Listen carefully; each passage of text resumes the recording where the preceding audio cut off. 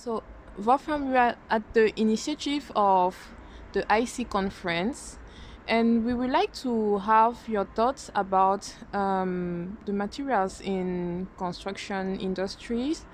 What do you think will be required for the future in terms of maybe new materials and also the approach of the education?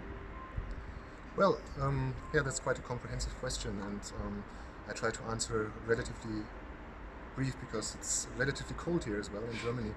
Um, well, the challenge today is that if we look at the developments that have been made over the course of the past decades in research, we see that we are pretty advanced in materials technology. We could build in our construction business much more sustainable, much more environmentally friendly, with significantly lower carbon emissions.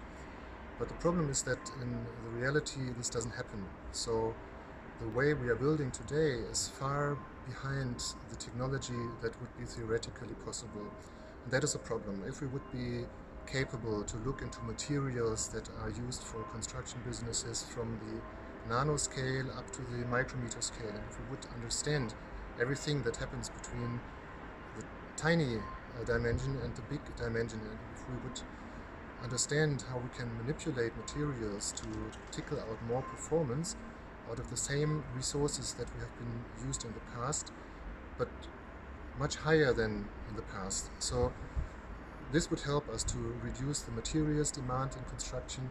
It would help us to lift the materials performances to smarter, to a much higher level than before.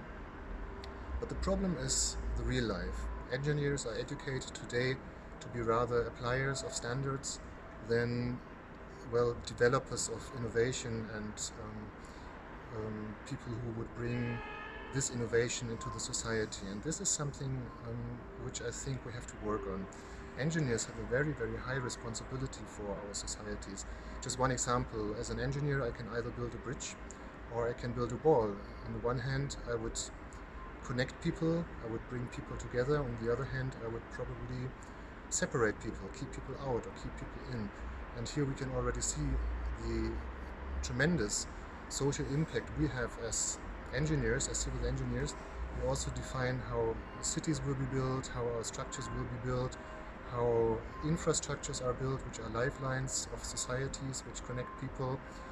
Um, by doing this, by using materials, by exploiting about 70% of the global resources, we have a tremendous impact on our planet, on our societies, on how our future will be designed.